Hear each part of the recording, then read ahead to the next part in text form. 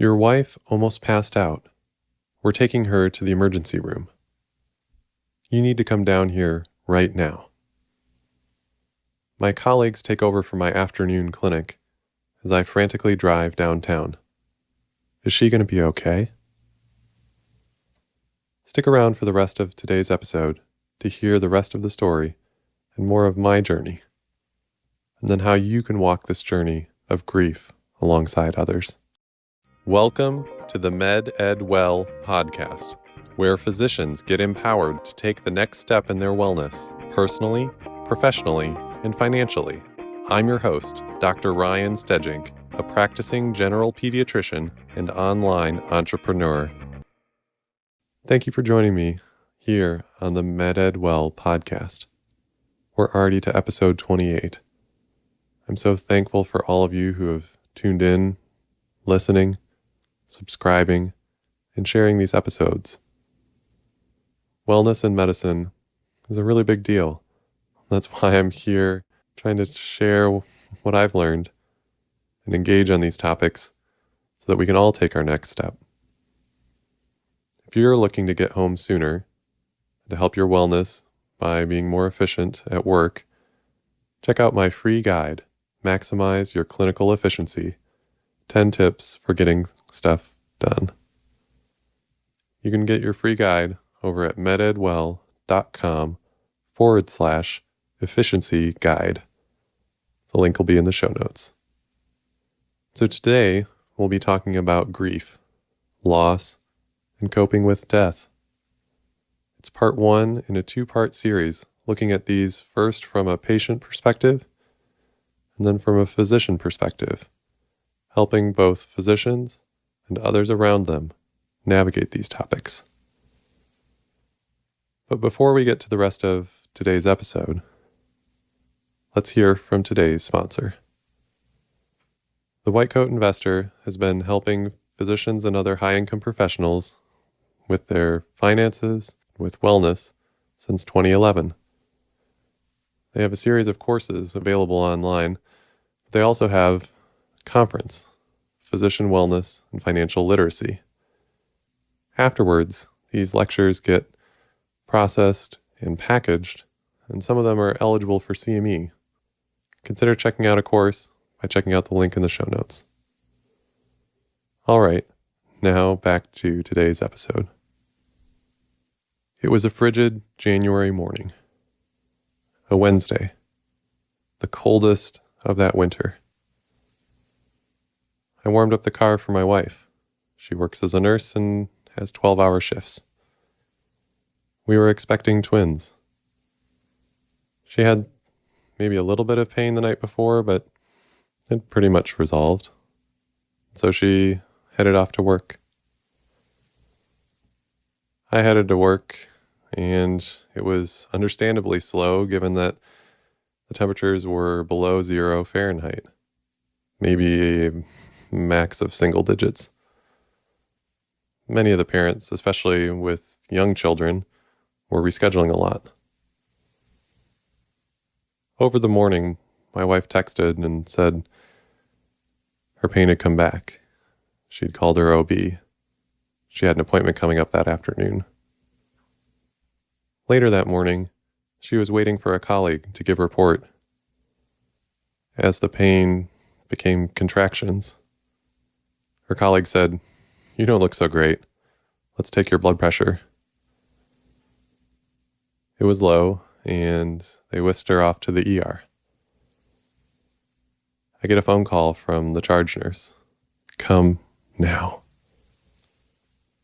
I leave clinic, race downtown, and I get to see her. We're both so scared. I hold her hand, her IV in place, and we hear the baby's heart rate on the ultrasound. It was beating along, nice and fast like it should. Then suddenly, the bed fills with fluid as our hearts sink. We know what this probably means. An ambulance transfer, a stop in the ER at the second hospital before finally making it to OB triage.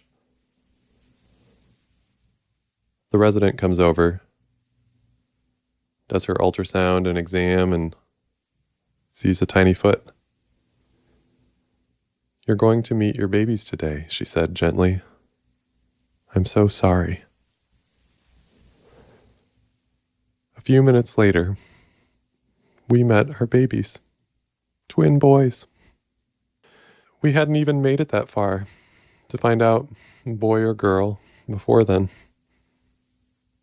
We marveled at their perfectly formed little bodies as we wept. Their tiny frames barely larger than our hands. We named them, spent time with them, and shared tears with a few local friends and family who were able to visit and meet them. The nurses made an amazing memory box and took photos of our boys with little felt bears that couldn't have been more than 1.5 inches tall. Those are such sweet memories of our boys. Thus we began our journey in the cold ocean of grief, waves crashing over us. Though buoyed by my wife, friends, family, and faith, this has been the hardest journey of my life thus far. So on this journey, I've learned things about grief, about myself, and some things that are helpful in coming alongside those who are grieving.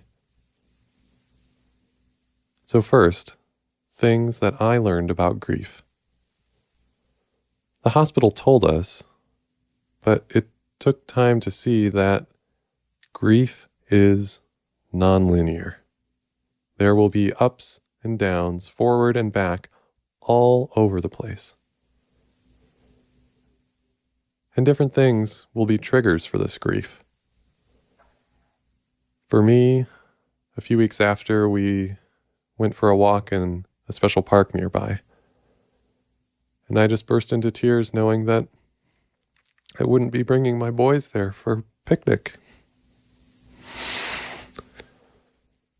Another time, a few months later, we went to see a movie. It was based on a true story, inspirational movie where someone was saved through the ice, but when the ambulance sirens were playing, it just brought me back to when I was rushing downtown.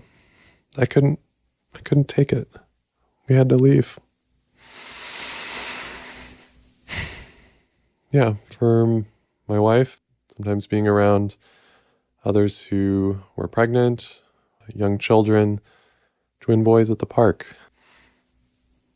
It certainly changed over time, but some of these things are still hard. So in grief, a partner or other family members may experience the grief differently, whether it's losing a spouse, a parent, a sibling. And these waves of grief may be more difficult at different times. Certainly, anniversaries will often be hard. Whether it's their birthday, the due date, some other special time of the year where you miss them, where you miss having them around, where you miss those memories maybe you didn't get to make. It's mourning the loss of the person while reflecting on those experiences you shared or that you never did.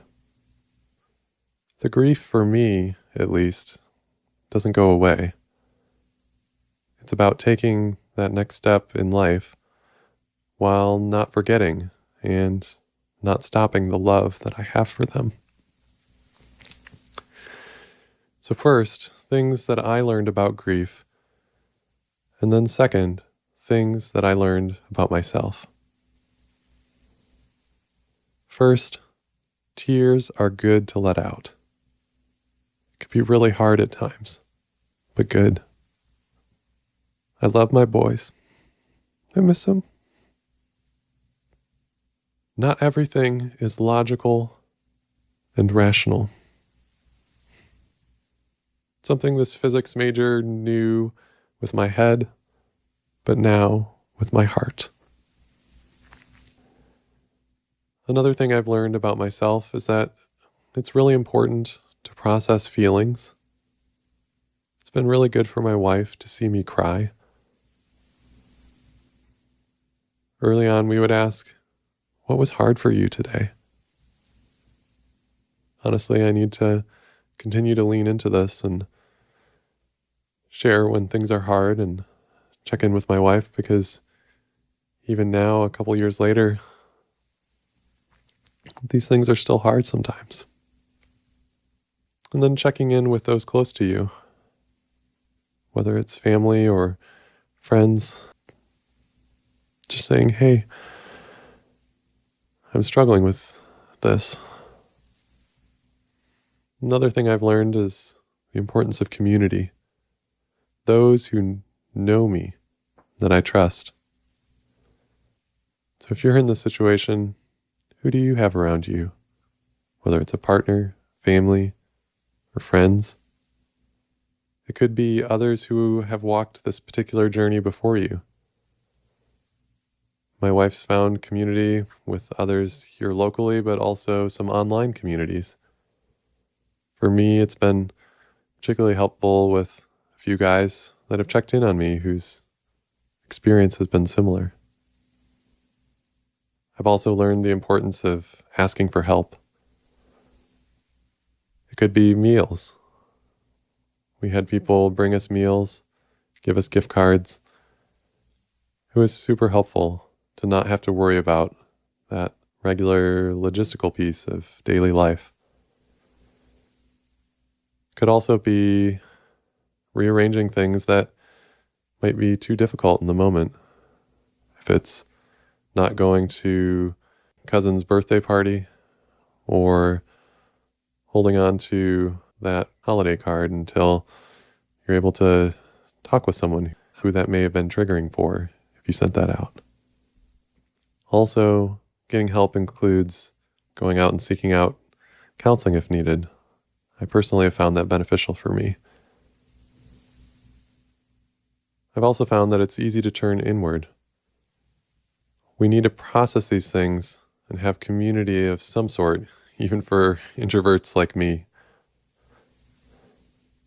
So through this journey of loss and grief, I've learned first more about grief. Number 2, more about myself.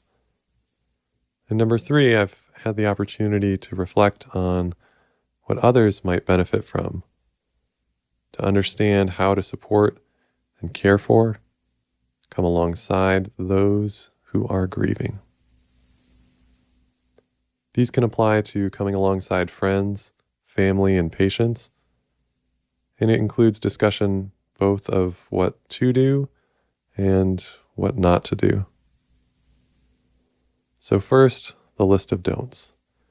Many of these are from experiences that I've had. Please don't do them.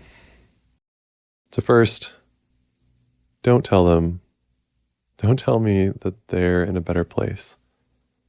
You may or may not know that, and regardless, it's not helpful.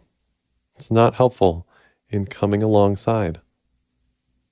And don't even think about going further down the, well, at least, whatever the case may be, well, at least you had this time with them, well, at least you could have other kids, that you could get pregnant again.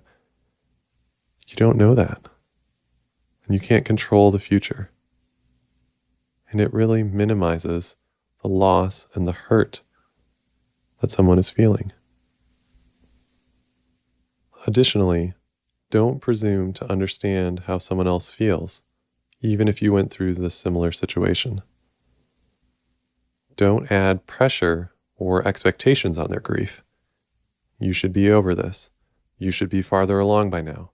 You're overreacting. You're not over it by now? It's been how long?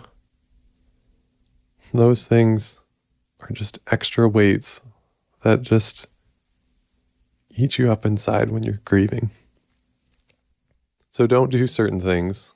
Don't say certain things. But if a friend, a family member, a colleague, or a patient is grieving, what could you do? You can just sit there, silently, giving the gift of your presence. You can say, I have no words. Just being quiet and sharing tears with them. I found that so helpful when people would just cry with me and give me a hug. Yeah. Other things that you could ask would be, what would you like me to know about that you want to share about your loved one? What was their name? Did you name your baby? Those things are a few possibilities of how to respond. Certainly not comprehensive, but it's about presence, care, and thoughtfulness. Being there. Now I want you to take a moment to reflect. To reflect on when you have gone through grief in the past. What resonated with you from the lessons that I shared? That grief is nonlinear? The importance of sharing feelings to process them? The importance of asking for help? Maybe some of the do's and don'ts about responding? What other lessons have you learned from your own experience? Now I want you to take action after this episode, from lessons and mindset toward action. Share one thing that you learned, something that you do differently in responding to grief, or maybe how you would think differently if you were going through this situation again. And then tell maybe a trusted family member or friend. Regardless, I want you to know that though we all go through this at different times, reach out for help. You're not alone. Thank you so much for joining me here on this episode 28 of the MedEdWell Podcast. Please share, leave a review, and subscribe. I really want to help others with their wellness. And so I hope that by sharing part of my story, you can be encouraged to reach out to others if you're currently struggling, or if someone around you is going through a hard time. Thanks for all you do. Please come back and join me for another episode, and have a great day. And now for our important disclaimer. Dr. Ryan Stejink is a practicing general pediatrician, but the MedEdWell podcast does not reflect the views, opinions, or belief of his employer nor his affiliated university. Additionally, the MedEdWell podcast is for educational and entertainment purposes only and should not be considered advice regarding financial, legal, student loan, medical, or any other specific topic. In such a case, you should seek consultation with a certified professional in that particular area. Again, thanks for joining us on the MedEdWell podcast, and have a great day.